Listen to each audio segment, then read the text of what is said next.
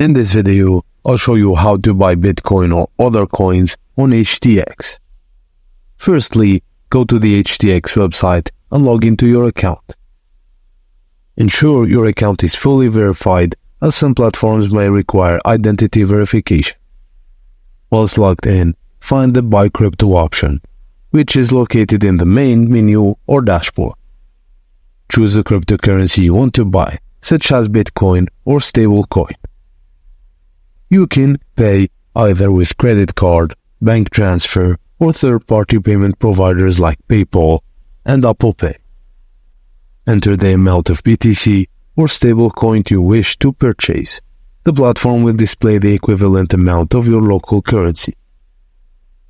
Review the details, including the amount of fees and payment method, then click Buy or Confirm to proceed with the transaction. Once the transaction is successful, the purchased BTC or stablecoin will appear in your HTX wallet. And that's it, guys. Thank you for watching, and please don't forget to like and subscribe for more.